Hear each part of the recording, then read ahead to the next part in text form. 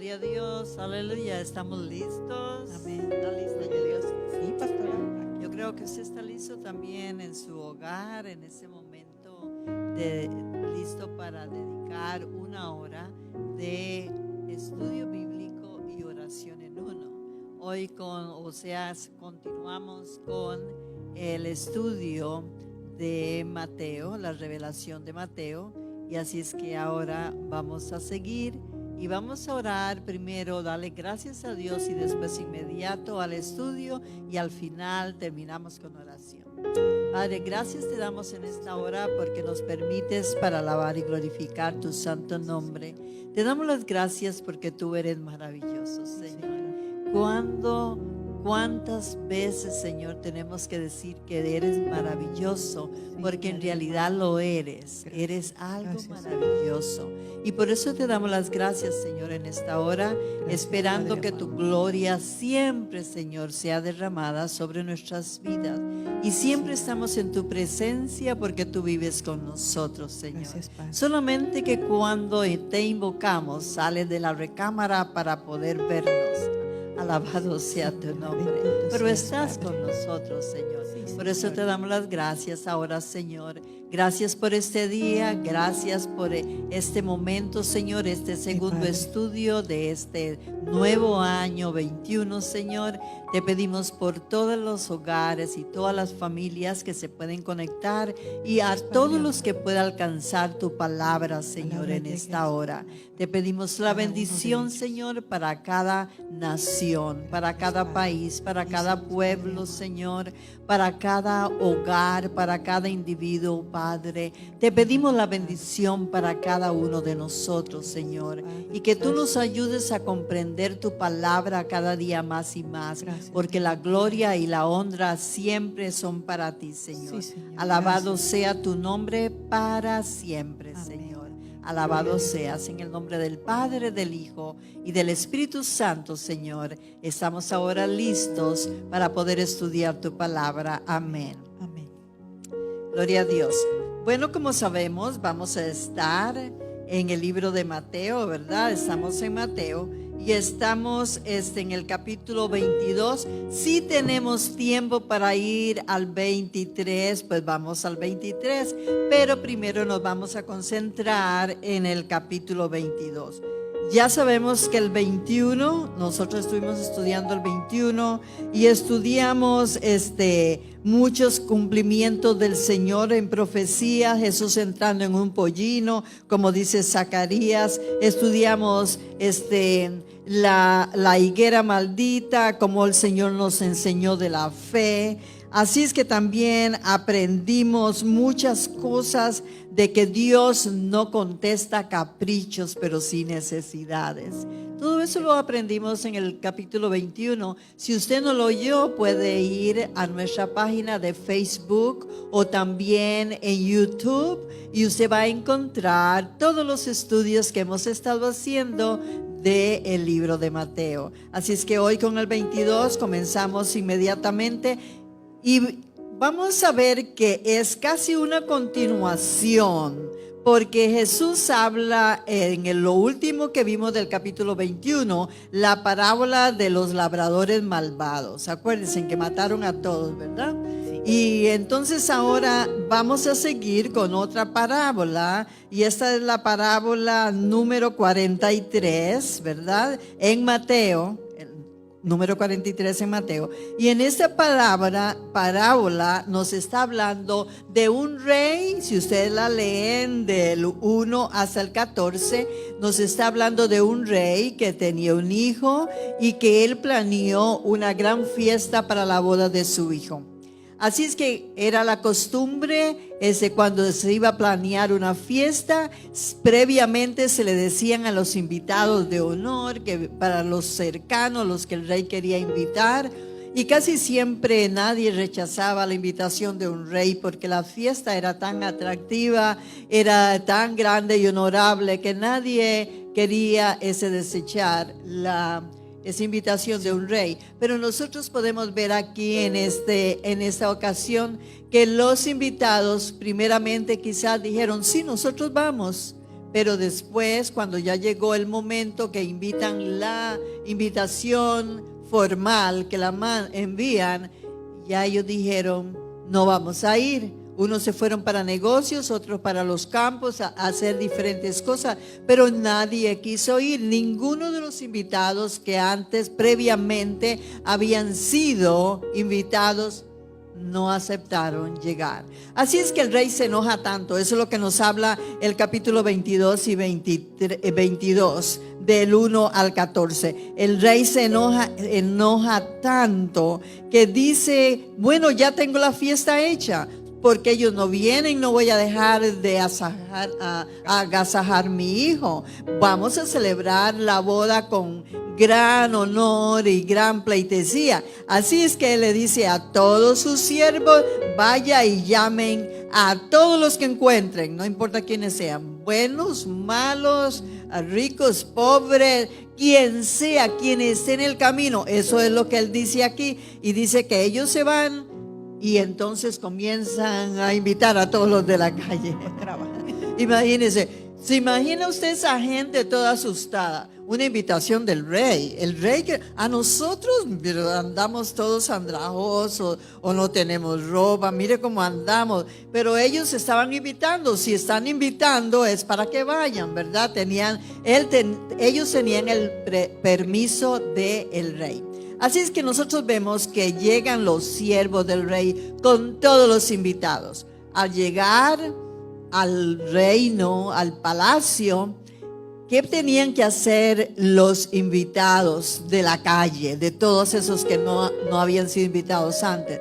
Tenían que ir a los cuartos a lavarse, a arreglarse, a ponerse ropa, porque tenían que estar listos para una gran fiesta de honor, ¿verdad? Así es que me parece ver a todos ellos admirados poniéndose esas grandes ropas reales, ¿verdad? Que nunca en la vida antes iban a poder ni tocar. Pero ahora están ellos poniéndose, lavándose, poniéndose bien el pelo, quizás los sirvientes del rey arreglándolos y haciendo todo para que estén preparados. Y de pronto ya están todos listos y llega el rey al aposento, porque siempre el rey, es la costumbre, va a ver a todos sus invitados para saludarlos antes de que entren, ¿verdad?, al lugar que es la recepción. Y cuando el rey entra, ve a todos los invitados, todos arreglados, pero se ve uno de ellos.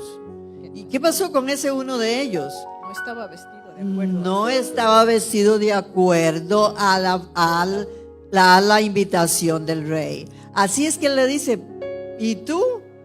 ¿Quién eres? ¿Por qué estás así? Porque no tenía por qué estar así, porque él también tenía oportunidad de ponerse las ropas reales, pero él la rechazó, porque si él no estaba vestido así, es porque él la rechazó. Así es que él le manda que lo saquen, lo metan a la cárcel, lo castiguen, etcétera, ¿verdad? Vemos toda esa historia. ¿Y cuál es el motivo de esa historia? Eso es lo que nosotros vamos a ver por unos momentos. ¿Cuál es el motivo de la historia? ¿Por qué pasan estas cosas? Bueno, vamos a ver algunas cosas que el Señor nos está enseñando con esta historia. Lo mismo está hablando de los que rechazan. Hay que tener mucho cuidado con eso. De los que rechazan la invitación. Hemos venido hablando de eso, la invitación de Dios. Está hablando de los que rechazan. Israel también hizo lo mismo con los profetas, con los siervos que Dios envió. Israel fue escogido en la tierra para llevar las buenas nuevas a la gente de un Dios grande, maravilloso, que los sacó de Egipto, que daba provisión, que tiene poder, etcétera, todas las maravillas, ¿verdad? Israel le fue dado ese privilegio. Así es que nosotros podemos ver una ilustración con Israel, porque ¿qué hizo Israel? Israel también mató a los profetas. Israel también le dio la espalda a Dios cuando le hablaba. Dios hacía maravillas con ellos y casi todos murieron en el desierto porque no le creían a Dios. Así es que nosotros podemos ver que Israel también hizo lo mismo con los profetas. ¿Qué pasó? No aceptó la invitación de Dios que Dios le daba. Dios le daba la invitación, Dios mandaba a los profetas y le decía, así como a Samuel, vemos Saúl fue uno. Samuel el profeta, llega a Saúl, le da el mensaje, tienes que hacer esto, lo rechazan, no lo hacen. Y por eso Dios después quita la mano sobre el reinado de Saúl.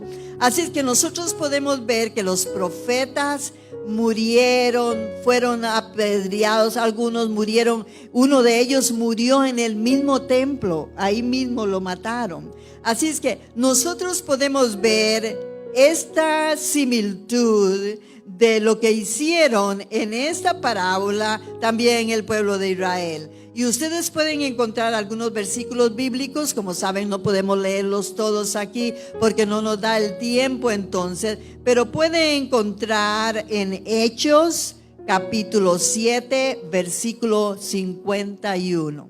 Hechos 7:51 nos habla de cómo ellos desobedecieron. Lucas capítulo 11 versículo 47 al 51. Y también Lucas 13:34. Ustedes pueden ver, y hay muchos otros versículos bíblicos que nos habla de cómo Israel también rechazó la invitación de Dios montones de veces. Y aquí podemos ver algo similar en la parábola.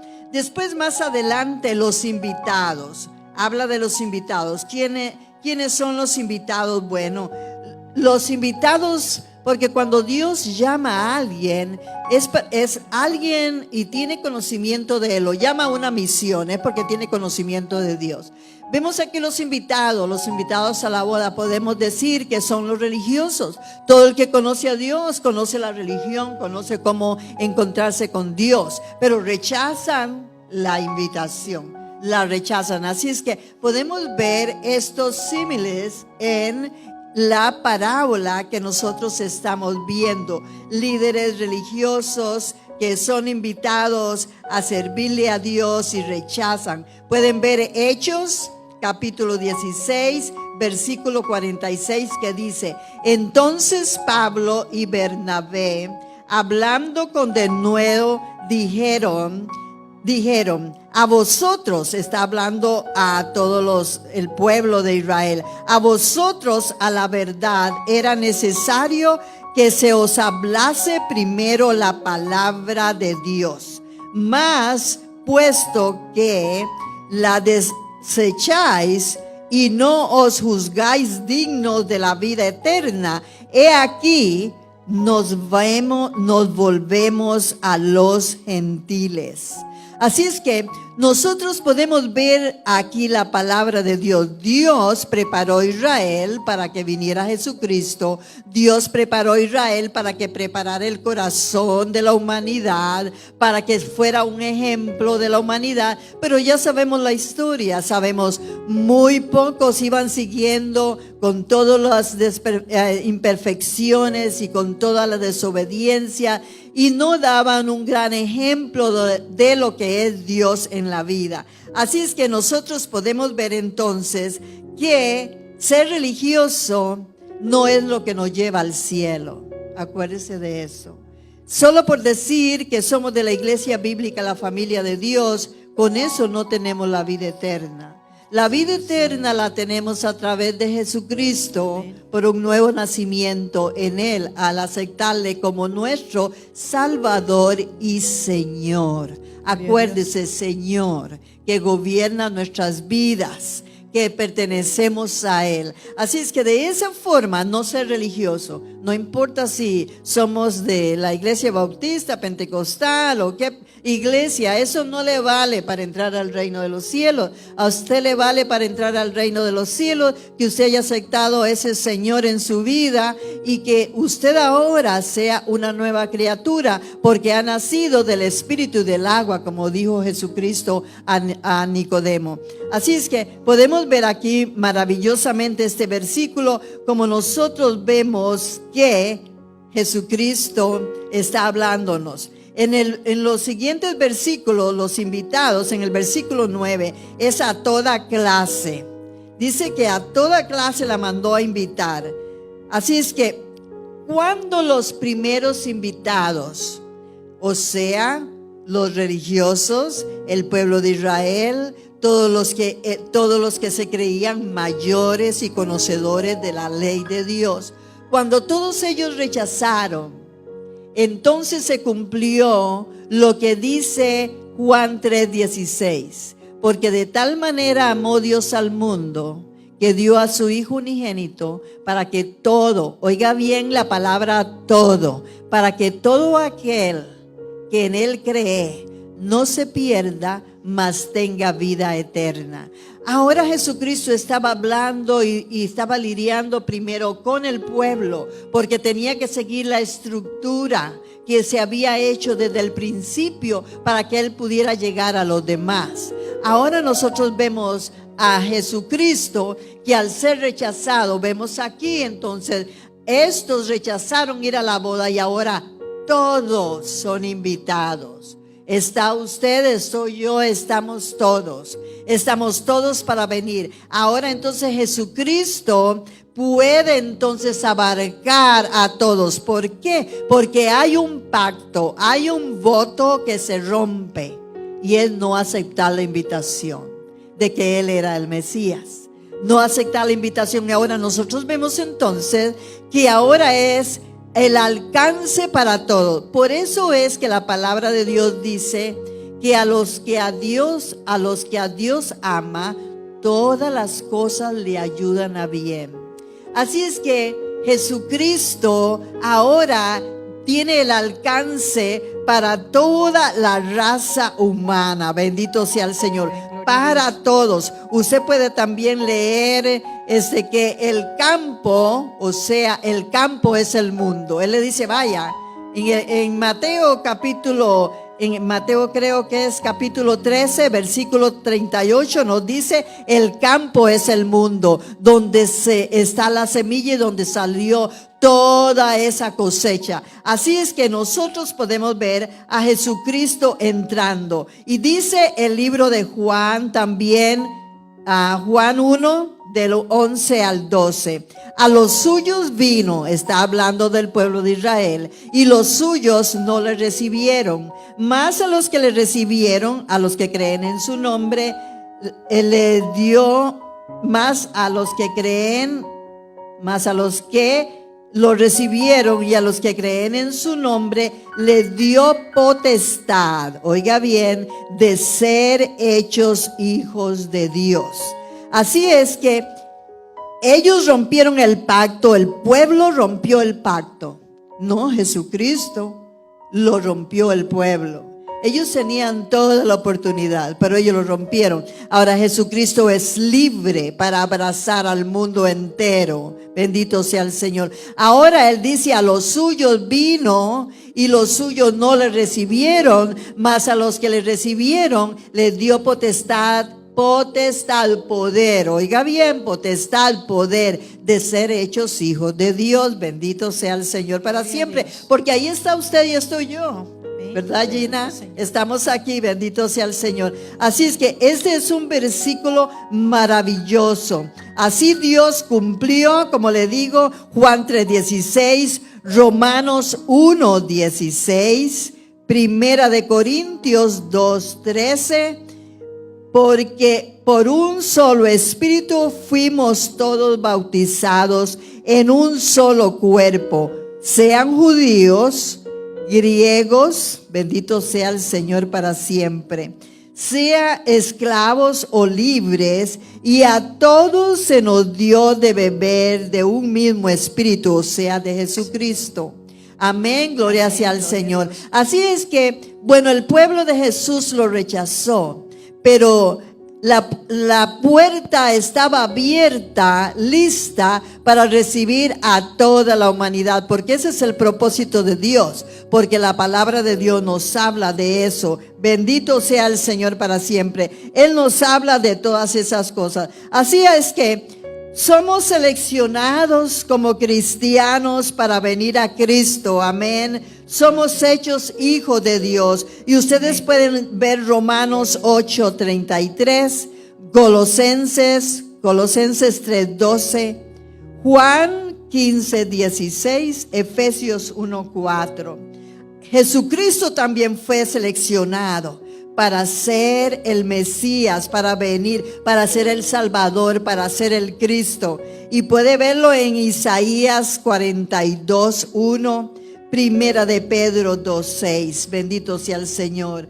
Israel también fue seleccionado. Son selecciones que hubo de parte de Dios. Israel fue seleccionado. Isaías 45:4 nos habla de eso. Y también el versículo 65, capítulo 9:22, Primera de Pedro 1:2 y también Marcos 13:22. Igual como los ángeles han sido seleccionados. Y nosotros lo podemos ver en Primera de Timoteo 5:21. Así es que es maravilloso ver cómo esta parte de la escritura de la parábola del rey que está dando la fiesta, y los invitados que no eran antes invitados y ahora son invitados. Nosotros fuimos invitados por Jesucristo.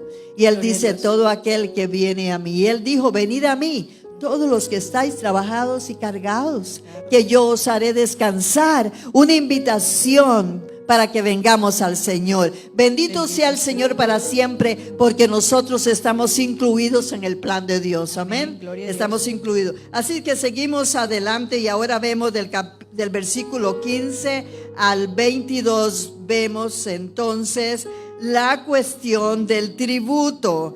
Ellos siempre, los fariseos, estaban tratando de ver cómo lo hacían caer, ¿verdad? Y le traen y le dicen: bueno, usted sabe lo que dice, que fueron a él y le dijeron, que eres amante de la verdad y enseñas con verdad el camino de Dios, y no te cuidas de nadie, porque no miras la apariencia de los hombres. O sea, trataron de ir con buenas palabras para engañar a Jesús, tratar de hacerlo caer.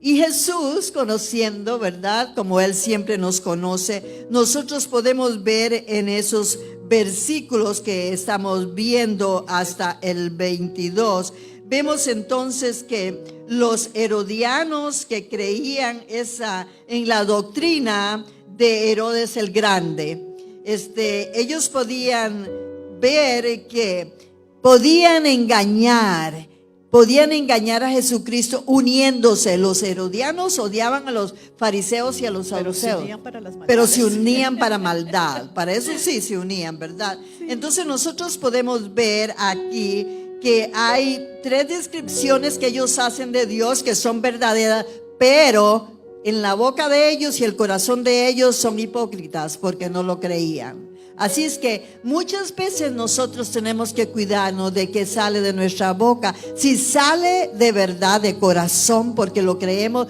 o simplemente porque queremos impresionar a alguien, o porque queremos algo, ¿verdad? Alcanzar algo. Tenemos que tener cuidado, porque la palabra nos está enseñando todo eso. Bendito Dios.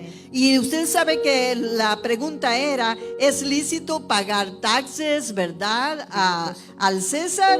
Y entonces el Señor, tan sabio, tan grande, maravilloso Jesucristo, Él le dice: ¿y qué es la moneda que tienes? ¿Cuál es la moneda? Dame la moneda, déjame verla. Y le enseñan la moneda al Señor, un denario. Y entonces Él les pregunta. Ahora, Jesucristo casi siempre contestaba con preguntas. Si usted ve las escrituras, casi siempre que le hacían una pregunta, Él contestaba con preguntas. Bendito sea el Señor. Así es que Él dice: ¿de quién es la imagen en la moneda? Ellos dicen: ¿qué? Del César. Pues lógico, era el César. Entonces Él dice: dale a César lo que es de César. O sea, ustedes no le pueden quitar el mérito. En la moneda aún la cara de él está, la imagen de él, la impresión de él. Ustedes deben de darle y pagarle a él lo que a él le pertenece, pero a Dios lo que es de Dios. Ahí no estaba la cara de Jesucristo, ahí estaba la de César. Por eso le dice, dale a César lo que es de César, a Dios lo que es de Dios. Nosotros no podemos ponernos a pensar que le vamos a dar la gloria a Dios pensando en que le estamos quitando mérito a alguien. Si alguien está haciendo un buen trabajo, usted puede decirle, me alegro y lo felicito por el buen trabajo que está haciendo. Qué buen empleado es usted. Qué buen maestro, o qué buen doctor, o qué buen ingeniero. No importa, usted puede halagar y darle el mérito que una persona hace, merece, tiene. Por eso Jesús dice, dele a César lo que es de César, a Dios lo que es de Dios. Así es que usted puede darle el mérito a alguien y usted no está pecando. Usted tiene que pagar los impuestos. Páguelos. Así es que no lo esconda. Tiene que pagar los impuestos. Aquí lo vemos desde el principio. Muchos se enojan por los impuestos, pero es una forma del gobierno que nosotros debemos de hacer. No debemos de escondernos ni vernos en problemas de eso. Debemos de dar a Dios lo que es de Dios, a César lo que es de César. Bendito el Señor. Así es que vamos a seguir adelante, y la palabra del Señor nos dice que después de que ellos oyeron a él explicarles, se asombraron. Ese no lo podemos agarrar así nomás. Ay, qué problema, decían seguro. ¿Cómo lo vamos a hacer caer? No lo podemos hacer caer. Pero dice que ellos se asombraron porque vieron la sabiduría en él. Pero ¿qué pasó? De nada les valió asombrarse, porque se fueron, porque no se rindieron, porque siguieron buscando cómo hacer caer a Jesús. Bendito sea el Señor. Ahora vamos del 23 al 33 y vemos seguimos aquí con los fariseos, los saduceos, todos ellos buscando a ver cómo hacían caer a Jesús. Y aquí vemos que ellos vienen a hacerle una pregunta también, y esa pregunta viene del libro de Deuteronomios, en el capítulo 25, del 5 al 9. Y eso es lo que ellos relatan aquí. Esta gente, quiero decirles, ellos no creían en la resurrección.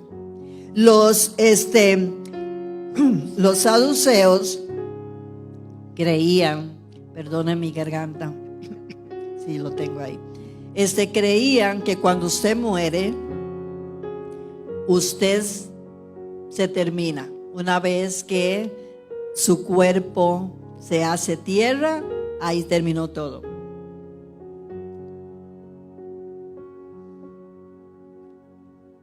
Discúlpeme. Así es que nosotros podemos ver entonces que ellos no creían, simplemente venían a hacerle esta pregunta para hacerlo caer, pero no creían ellos en la resurrección. Ellos creían en que todo usted era aniquilado completamente, no había espíritu, nada más. Usted se terminaba, usted nada más pasaba a ser, al descomponerse en la tierra y ser tierra, pasaba a ser parte de la energía del mundo. Eso es todo lo que ellos creían. Pero ellos vienen aquí a hacerles una pregunta a Jesús, y les dice, si usted lee en esos versículos del 23 al 33, le dicen a Jesús, ¿quién es el esposo de una mujer en el cielo si ella se ha casado muchas veces? Porque en el Antiguo Testamento, si ustedes leen la cita que le di de Deuteronomio, en el Antiguo Testamento era una ley de Moisés que si se casaba una pareja, el hombre moría joven, la muchacha quedaba joven, entonces el hermano de él tenía que casarse con ella para poder seguir dando descendencia, y así consecutivamente. Entonces ellos le hacen la pregunta, bueno, ¿y si se casa con uno, y se casan con el segundo, y se casa con el tercero, porque todos se van muriendo? Entonces, y se ha casado con un montón. ¿Cuál de ellos es el esposo en el cielo? Jesús les dice, no conocen las escrituras. Ustedes no conocen las escrituras, porque en el reino de los cielos no hay casamiento. Ahí no se van a casar. Ahí dice la palabra del Señor que simplemente todos seremos la familia redimida en Cristo. Ustedes se van a conocer, pero no vamos a tener el sentimiento que tenemos aquí. Mi hijo, ay, mi hija, mi nietecito, mi nietecita. No, usted no va a sentir eso. Usted va a ver amor a todos igual, porque así fue que Dios nos creó, para hacer un amor mutuo, continuo en cada ser. Así es que la cosa de la pareja para concebir era para que se hiciera un reino y se levantara un pueblo, un montón de gente. Eso era Adán y Eva, para que hiciera un reino. Pero al pecar, pues entonces nosotros podemos ver que siguió aumentándose toda la población del mundo. Pero ahora, cuando es al reino de los cielos, la vida eterna, ahí se terminó la multiplicación. No va a haber más multiplicación. No hay necesidad de que haya más niños. Ya todos quedaremos como estamos, si llegaron al cielo cuando eran niños o cuando adultos, ancianos, como sea. Pero vamos a hacer, por eso yo siempre les digo, nosotros amamos tanto la familia aquí, y gracias por amar tu familia y cuidarla. Es un gran honor hacerlo. Pero ¿sabe qué? Si tú amas tu familia aquí, es muy bien, pero se termina cuando nosotros estamos siendo sepultados. Ya no vuelves a verlas como familia. Así es que, ¿cuál es la familia que pasa de esta tierra al cielo? Solamente la familia en Cristo, los lavados en la sangre de Cristo. Eso es muy importante. Así es que Jesús les dice, no conocen ustedes nada, no conocen la palabra, porque ahí no van a ir a casarse y a tener hijos, ni esposo, ni esposa, ni madre, ni esto. Ahí ustedes van, aleluya, a tener una vida de amor mutuo unos a los otros. Bendito el Señor, donde no habrá odio. Así es que nosotros podemos ver que así termina esto. Y también Jesús aquí les enseña la inmortalidad del alma. Eso es lo que nos está enseñando. Como muchos no lo creen, Jesús le está enseñando que Él es el Dios de todos los seres vivos, y todos los seres vivos, contando las almas que nunca mueren, nunca mueren. Así es que Él es Dios de todos, y por eso dice, Él es Dios de los vivos y no de los muertos. Quiere decir de todas las almas, porque las almas nunca mueren. Así es, 2 de Corintios 4:18, usted puede buscarlo, y también 5:8, Filipenses 21:24, Primera de Pedro 3:4, Hebreos 12:22 y 23, Apocalipsis 6:9 al 11, Efesios 4 del 8 al 10. Usted puede encontrar de la inmortalidad del alma. Bendito sea el Señor. Ahora vemos del versículo 34 al 40. ¿Cuál es el gran mandamiento en la ley? Otra cosa que vienen a preguntarle. ¿Cuál es el gran mandamiento? Vea usted del 34 al 40. Entonces los escribas habían dividido los mandamientos. Todos piensan que son solo 10 mandamientos, ¿verdad? Ok. Nosotros podemos ver a los escribas, acuérdense, los que escribían la ley. Entonces los escribas dividieron los mandamientos en 248 mandamientos afirmativos. Y no podríamos mencionarlos todos. Imagínate, solo esos son 248. Y 365 mandamientos negativos. Y ustedes pueden ver entonces que Jesús viene. Él sabe lo que ellos traen en su mente. Y ahora Él viene ¿a qué? A restablecer, porque ya estaba establecido, pero viene a restablecer el mandamiento mayor. Bendito sea el Señor. Y nosotros vemos ahora que Él le dice, ¿qué les dice? ¿Qué es lo que dice ahí? ¿Qué es lo que contesta Jesús? Bendito sea el Señor. Amarás al Señor tu Dios con todo tu corazón y con toda tu alma y con toda tu mente. Y con toda tu mente, bendito sea el Señor. Así es que Jesús está reafirmando otra vez. Le estás hablando del corazón, con toda la afección íntima, interna. Puede ser, muchas veces el corazón también dice el espíritu. Muchas veces se refiere a eso. Le estás hablando de toda el alma, es la conciencia. La conciencia, todo lo que está en su conciencia, con toda el alma y con toda la mente, con los pensamientos, todos nuestros pensamientos. Así es que el Señor está afirmando todo esto, reafirmándolo de nuevo. Y también le dice, para terminar con eso, y a tu prójimo como a ti mismo. Así es que todo depende de esto. El mandamiento del Señor está incluido con amar a nuestro prójimo como a mí mismo. Gina, como usted se ama, así hay que amar al prójimo. Y nosotros podemos ver que es una reafirmación, porque está en Deuteronomios también, capítulo 6, versículo 5, capítulo 10, versículo 12, y también está en el 36. Bendito sea el Señor. De la forma, Deuteronomios, todos en Deuteronomio, de la forma de la cual nosotros debemos amar a Dios. Y también amar al prójimo está en Levíticos, capítulo 19, versículo 18 también. Así es que nosotros podemos ver cómo el Señor se manifiesta en todo y nos enseña su palabra, tomando el Antiguo Testamento, lo que ya está escrito. Bendito el Señor. Y ahora podemos ver en el versículo 42. Vamos a ver ahora el versículo 42. Bendito sea el Señor. ¿Y qué nos habla en el 42? Vamos a ver estos versículos 42. Bendito sea el Señor. En esos versículos 42 dice: ¿de quién es el Hijo? ¿De quién es Hijo el Cristo? Es la pregunta. Y dice el 42, diciendo: ¿qué pensáis del Cristo? ¿De quién es Hijo? ¿Y qué le contestaron ellos? De David.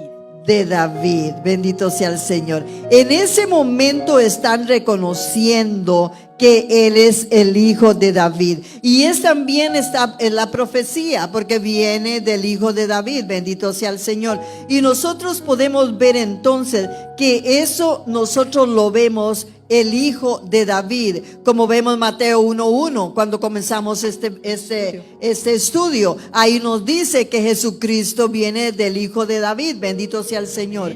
¿Por qué del Hijo de David? Es una pregunta que muchos se pueden hacer. Jesús, el Hijo de David, pero está hablando Jesús como hombre. Jesús hombre, Dios hombre, viene de la descendencia de David. Por eso dice del Hijo de David.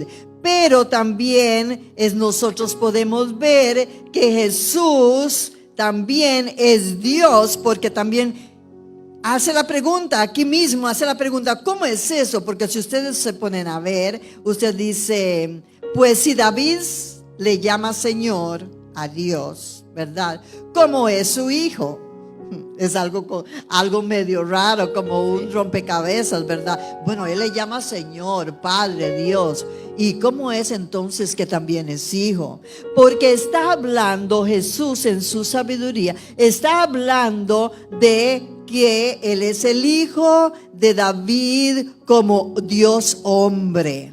Pero Él es el Señor de David como el Dios divino. Bendito sea el Señor, como el Hijo de Dios. Así es que nosotros podemos ver por qué se le llama entonces el Hijo de David. ¿De quién es Hijo el Cristo? Y nadie le podía responder palabra ni osó alguno desde aquel día preguntarle mal de quién era, porque no sabían, ellos no sabían, eran ignorantes. Ellos enseñaban la ley, sin embargo eran ignorantes de la palabra del Señor. Y vamos a seguir entonces adelante, bendito sea el Señor. Estamos viendo esos versículos que son muy esenciales, pero vamos a ver entonces en el capítulo, en todo eso prácticamente terminamos, y vamos a ver cómo estamos con la hora. Todavía tenemos un poquito de tiempo, bendito sea el Señor. Y vamos entonces a ver en el capítulo 23, bendito sea el Señor para siempre. Amén. Gloria a Dios. El 23, estábamos el 22. En el 23, Habló Jesús a la gente. bendito el Señor. Yo estaba en el... Terminamos el 42 al 44. Ya terminamos, prácticamente no hay prácticamente casi más nada en eso, pero vamos a ir entonces al 23. El 23 es algo bien asombroso. ¿Y por qué yo digo que el 23 es algo bien asombroso? Porque Jesús está dando como latigazos con sus palabras a los fariseos, a los saduceos, a todos los herodianos, a todos. Es que les castigó con palabra. Les digo que los hizo triza, ¿verdad? Con todo lo que dice el capítulo 23. Y vamos a verlos. Así es que del 1 al 7 nosotros vemos que Jesús habla a la multitud, habla a sus discípulos. Lo vemos aquí, dice que entonces habló Jesús a la gente y a sus discípulos diciéndoles: en la cátedra de Moisés se sientan los escribas y los fariseos, o sea, en los asientos mayores, ¿verdad? Se sientan ellos, y muchos se sentaban cerca del arca del pacto, porque eran los mayores sitios, ¿verdad?, que ellos tenían. Entonces Jesús está hablándole a toda la multitud y hablando de ellos. Así que todo lo que os digan que guardéis, guardadlo y hacedlo, mas no hagáis conforme a sus obras, porque dicen y no hacen. Bendito sea el Señor. Aquí estamos un momentito en eso. Dice el Señor, bueno, ellos son hipócritas. Están ahí en los lugares mayores y quieren los mejores nombres y títulos, y quieren que los hagan rabinos y que hagan todas esas cosas, pero son hipócritas. Pero sabe que lo que ellos dicen es la palabra de Dios. Entonces yo les aconsejo a ustedes, le está diciendo a la multitud, a los discípulos, yo les aconsejo que ustedes hagan lo que dice la palabra de Dios, pero no lo que hacen ellos, no como ellos actúan y hacen, porque ellos no hacen lo que dice la palabra de Dios. Qué interesante, ¿verdad? ¿Por qué nos dice el Señor eso? Porque Él sabía los tiempos y cómo iban a venir. Y hoy en día nosotros podemos ver que hay muchos que no están en la iglesia, están fuera de la iglesia, o andan de iglesia en iglesia buscando la iglesia perfecta y el pastor perfecto o los ministros perfectos para poderse quedar. Pero Jesús aquí nos enseña otra cosa. Nos dice: acepten la palabra aunque sea de los hipócritas.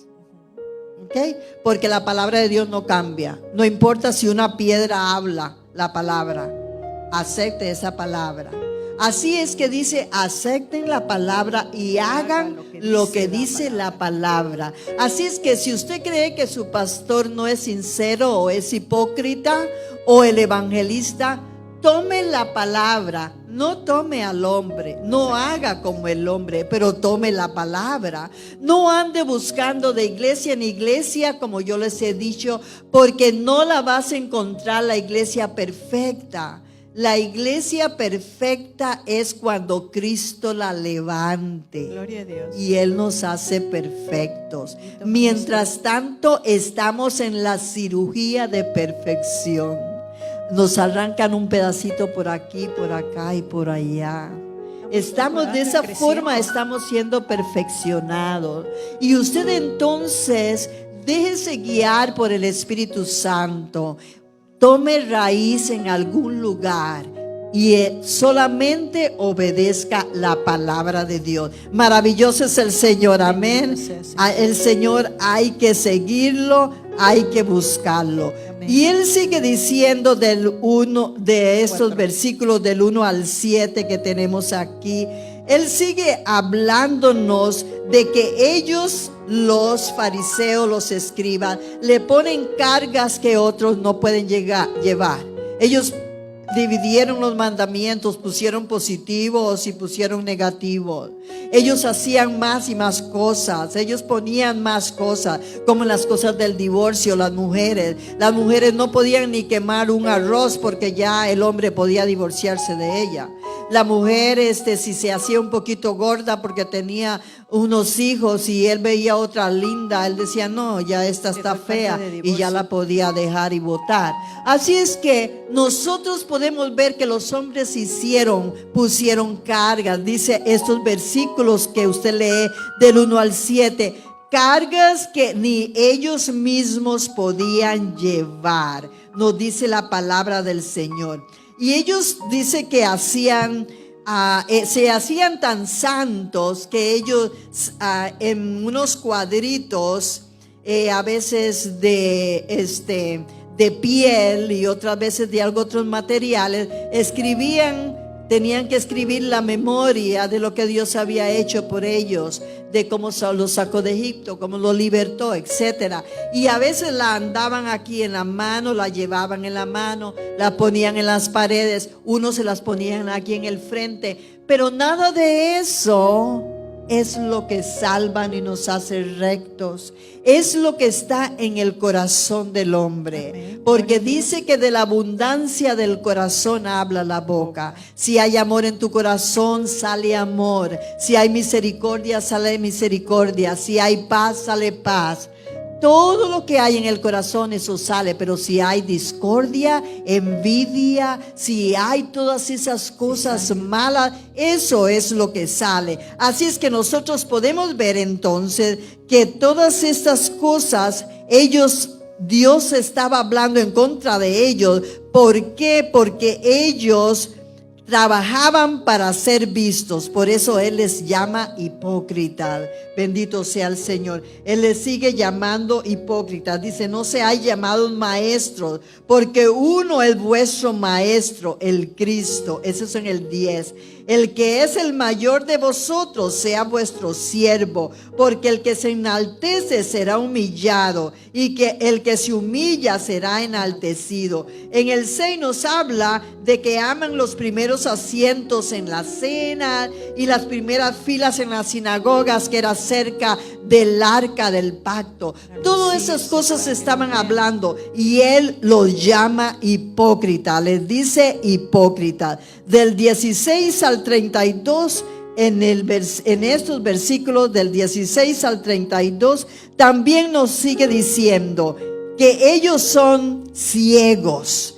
Dice, y hay de vosotros, guías ciegos, que decís, si alguno jura por el templo, no es nada, pero si alguno jura por el oro del templo, es deudor. Eso no es de Dios, eso era solo de la sabiduría de ellos, porque a ellos les fascinaba el oro, todas las cosas grandes, ser ricos, ser multimillonarios. Y la palabra de Dios, Jesucristo, le dice, qué ignorantes que ustedes son, hipócritas, porque el oro no tiene el valor que tiene el templo, porque el templo era el símbolo de la presencia de Dios. Ahí se manifestaba Dios. Dios llegaba ahí. Para eso Él dijo que le hicieran el templo, para que Él pudiera comunicarse con el pueblo. Por eso es, Gina, que hoy La Biblia dice que nosotros somos el templo de Dios, porque Él mora en nosotros. La presencia de Dios no está en estas paredes. Es lindo el lugar y tenemos todas estas cosas que nos ayudan, pero la presencia de Dios está dentro de usted, está dentro mío, está dentro suyo, Gina. ¿Y sabe qué? ¿Y por qué nosotros entonces a veces decimos queremos ver la presencia de Dios? ¿Por qué? Es porque un templo es lleno de aposentos, ¿verdad? Y Él puede estar en un aposento del cuarto, como en una casa. Cuando usted está en su casa, usted puede estar en el dormitorio, pero su presencia no está en la sala, ni en la cocina, ni en el dormitorio de su hija. Pero cuando usted sale del cuarto y todos llegan a la sala, su presencia está en ese lugar. Eso es similar a lo que es la presencia de Dios. Usted es templo del Espíritu de Dios. Y cuando estamos todos reunidos, ese templo del Señor, el Señor sale de su recinto para vernos a todos, para bendecirnos a todos, para hablar con nosotros. Bendito Dios, estamos en su presencia. Así es que por eso les dice a ellos, hipócritas, no es el templo, o sea, la presencia de Dios, la que santifica el oro. El oro no vale nada sin la presencia de Dios, óigame bien. Así es que su vida sin la presencia de Dios no vale nada.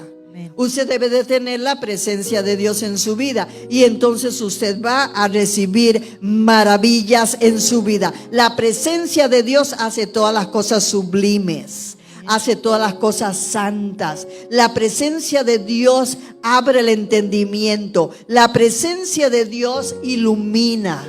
La presencia de Dios hace claro todas las cosas, el camino en la vida. Así es que la presencia de Dios es bien importante, y por eso Él les sigue castigando en el versículo 16, que ellos son ciegos guiando a otros, y a los otros ciegos todos se van a un mismo abismo. Por eso es que todos ellos estaban de la misma forma, y por eso todos fueron en realidad después despojados, bendito sea el Señor, por un tiempo de esas grandes bendiciones de Dios. Y nosotros podemos ver que les dice ese también en el 19, necios y ciegos. Oiga bien, porque ¿cuál es mayor, la ofrenda o el altar que santifica la ofrenda? Porque para ellos el altar no era importante, pero la ofrenda era importante. Así es que le dice, ¿cuál es mayor? Es el altar que bendice la ofrenda, bendito sea el Señor. Y nosotros podemos ver que seguimos viendo en la palabra del Señor que nos amonesta que nosotros debemos de hacer lo correcto. Bendito Dios. Dice, lo que se hace en el Espíritu viene del Espíritu, pero ellos lo hacían de la carne. Ellos no hacían nada en el Espíritu. Jesús censuró, no porque ellos traían diezmos, también los diezmos y las ofrendas los censuró. Y los vemos aquí en estos versículos que estamos leyendo del 16 al 32, que Él censura todas estas cosas. Y Él les dice a ellos que ellos traen los diezmos, ustedes diezman esto, diezman el otro, dice todas estas cosas, ustedes las diezman, pero ustedes no se acuerdan de la misericordia. Ustedes no se acuerdan, no son misericordiosos, no tienen amor. Ustedes maltratan a las viudas. Ustedes les sacan hasta la sangre a las pobres viudas y le quitan todo lo que tienen. Así es que Dios estaba, Jesucristo, en ese momento reclamándoles a ellos. Jesús no está condenando el diezmo. Muchas personas toman esto para decir que el diezmo no es correcto. Jesús no está diciendo eso, porque aquí en este versículo dice, ustedes pueden hacer todo, pueden dar todos los diezmos, pero también hacer lo demás. Así es que Jesucristo no es que vino a abolir la ofrenda o el diezmo. Él está diciendo, ustedes lo pueden hacer, lo pueden seguir haciendo. Lo que nosotros no hacemos de la ley y lo que no está en el Nuevo Testamento, nosotros no tenemos que hacer sacrificios. En la Biblia, en el Nuevo Testamento, no nos habla de ningún sacrificio de animales. No nos habla de nada de las fiestas que tenemos que hacer, ni nada de eso. Nosotros podemos ver entonces que Jesús estaba hablando del diezmo, estaba instándolo a que nosotros podemos seguir haciéndolo, pero no olvidándonos de las cosas grandes como es el amor. Dice que el amor sobrepasa todo entendimiento. Así es que el amor sobrepasa todo entendimiento. Con el amor nosotros tenemos que seguir. Alabado sea el Señor para siempre. Dicen amén, aleluya. Dios es grande, Dios es maravilloso, ¿verdad? Amén. Ahora nosotros vemos, estamos viendo eso, y ahora vemos que estamos también viendo vamos a ver el 33 ahora, el 33, porque estamos en el 32. Ahora vemos el 33, ya vemos todo lo que les dice. Ellos son iguales que sus padres. Los padres de ellos mataron, hicieron cosas desagradables, no pudieron entrar a la tierra, etcétera. Y ellos también están siendo como ellos. Ahora el 33, él les dice, oiga bien: serpientes, generación de víboras, ¿cómo escaparéis de la condenación del infierno? Oiga bien, les está diciendo serpientes. ¿Por qué serpiente? Porque serpiente es un veneno. Y las serpientes venenosas, acuérdense que casi aniquilaban todo el pueblo, y que Dios tuvo que levantar una estatua para que miraran, para que se acordaran del Dios que los había sacado. Así es que les está diciendo serpientes porque hay veneno en ellos, porque ellos no están enseñando la verdad. Ellos están siendo hipócritas, no están enseñando de un corazón limpio y honrado, aunque son imperfectos, pero que se está ajustando a la palabra de Dios. Entonces por eso les dice que a ellos que son serpientes, generación de víboras. ¿Por qué generación de víboras? Porque en la generación las víboras hay de diferente especie. Hay unas más dañinas que otras, pero hay, bendito sea el Señor. Entonces Él les está diciendo que ellos son generación de víboras, van a seguir haciendo todas esas cosas. Y por eso nosotros podemos ver lo que dice la palabra del Señor. Dice: por tanto, aquí yo os envío profetas y sabios y escribas, y de ellos a unos mataréis, porque lo hicieron. Porque ellos mataron a los apóstoles, ellos mataron a los cristianos de ese tiempo, dice el Señor. Y a unos mataréis y crucificaréis. Usted sabe que a muchos de ellos crucificaron. Uno de ellos también, Pedro, fue crucificado con la cabeza hacia abajo. Y a otros azotaréis en vuestras sinagogas y perseguiréis de ciudad en ciudad. Pablo, cuando era Saulo de Tarso, fue uno de ellos que estaba persiguiendo a los cristianos.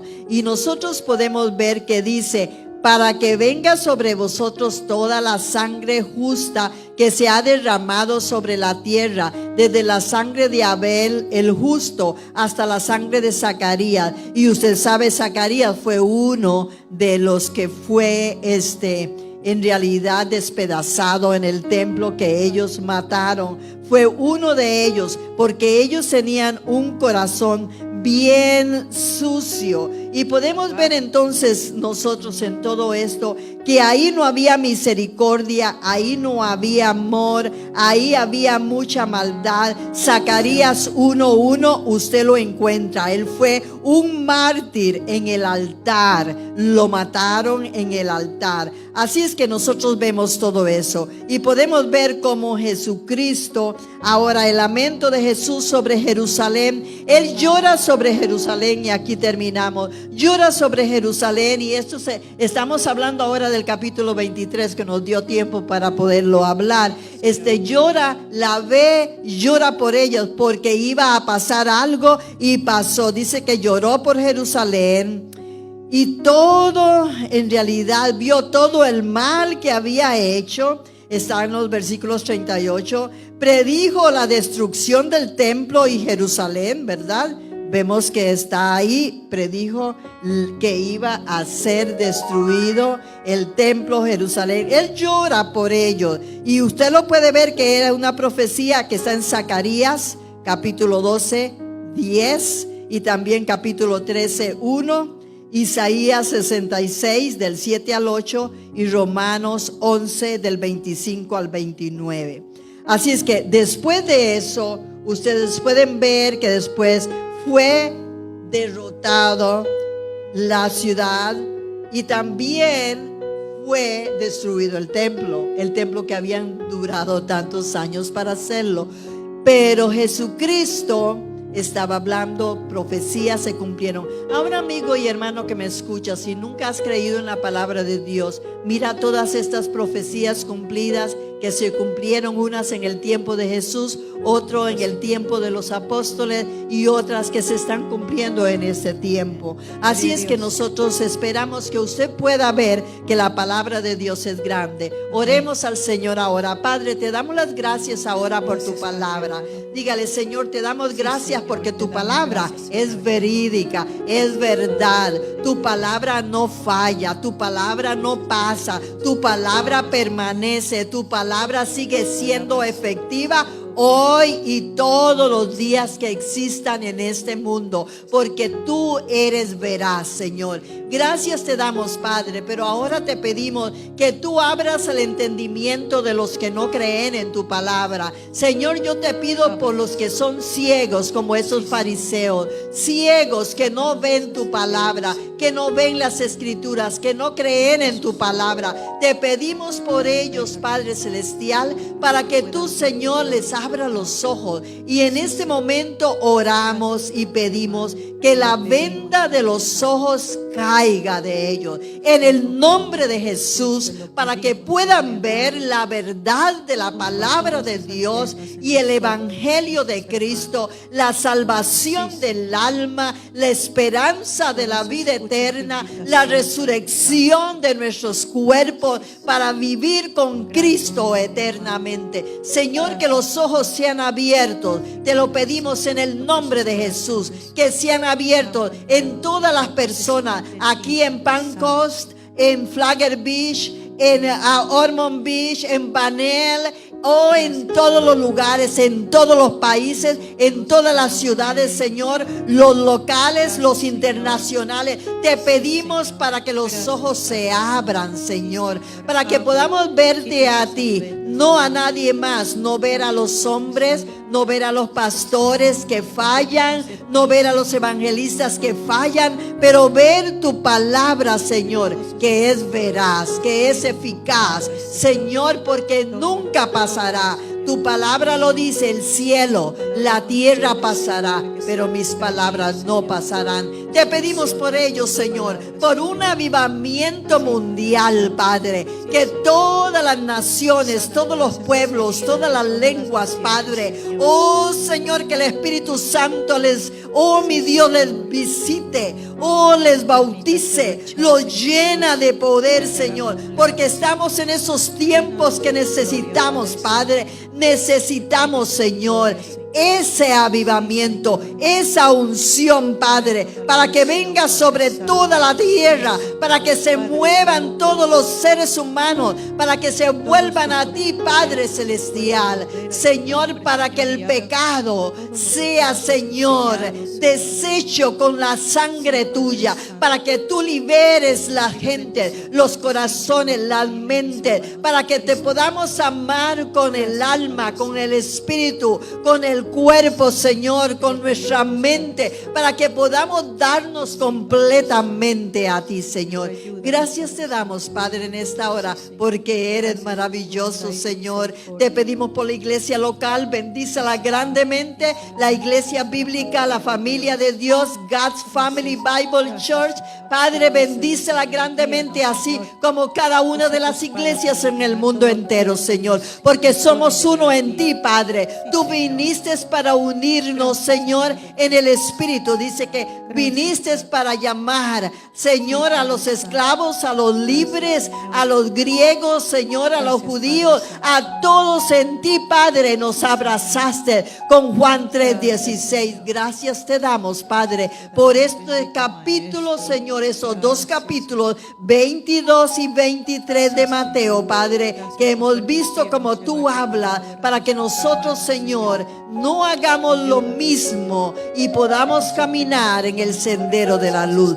Todo te lo pedimos en el nombre del Padre, del Hijo y del Espíritu Santo, sabiendo que tú estás con nosotros, Señor Jesús, y eres maravilloso. Usted dígale, eres maravilloso, Señor. Te doy gracias, dígale, te doy gracias, Señor.